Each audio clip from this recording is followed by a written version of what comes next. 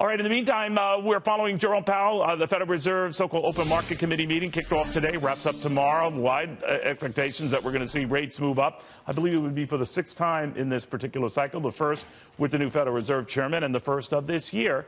Let's go to market watcher Mark Matson at FoxNews.com, columnist Liz Peek. Liz, are you in that crowd that says, all right, we're going to get a rate hike?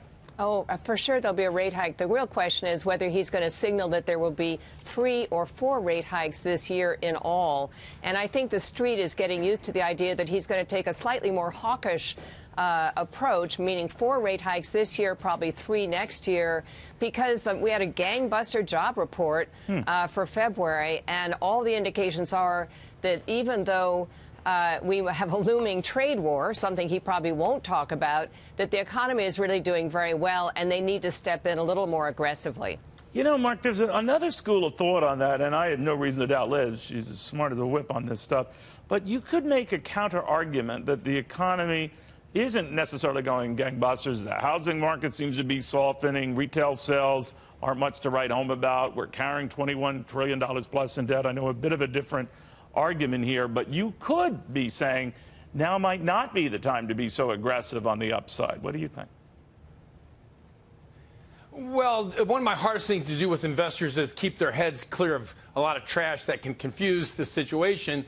And the Fed might raise the rate, but a lot of investors have bought into the scenario that the Fed has kept interest rates low, therefore the economy's boomed, and the market's gone up only because of the Fed. And that's a very fictitious way of looking at the economy.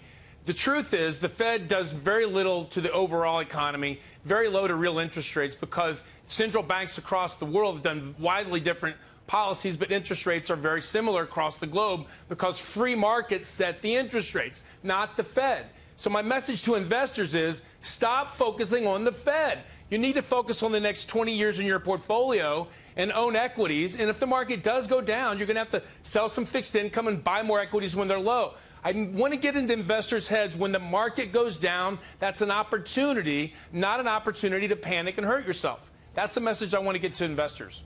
Mark, just so you should know, we have this whole musical intro that we're planning in a special segment when the Fed releases its decision tomorrow.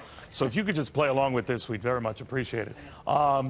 Kidding, of course. But Liz, I will. Let me ask you about this, Liz. The argument is that if a rate hike were to come, it would be the 6th of this new cycle, the first for this Federal Reserve chairman. But even with that, rates are way, way below what would be the historical norm. And they'd have to go up a lot more, if for no other reason than to add some arrows to the quiver here. Are you in that camp?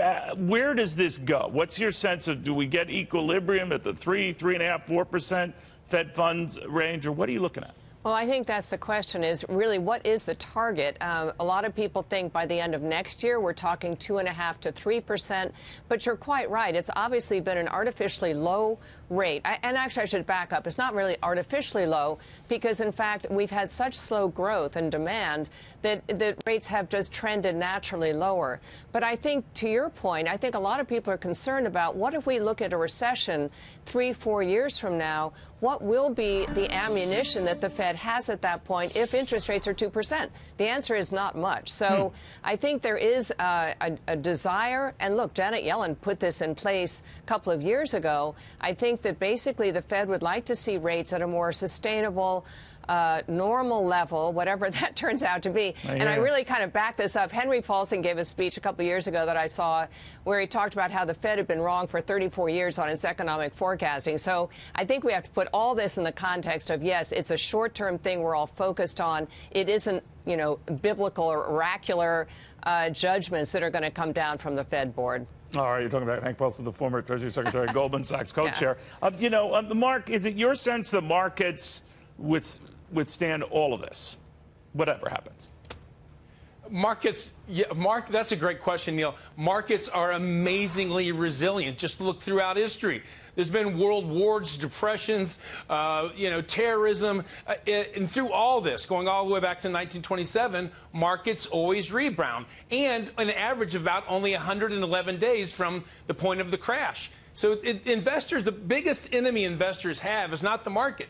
The biggest enemy is in their own mind, because they act like they're, prehistoric men and women walking through the Serengeti. Every teeny little rustle in the grass, they think it's a tiger, and they run the other way. They should be running towards the rustle in the grass and not being afraid, because markets are long-term investments, not short-term investments. It's the people that try to forecast and predict it that end up getting burned really bad in their portfolio. How many people panicked in 2008 and 9 and never got back in? And that's 400% ago on some of the indices in the S&P and the Dow.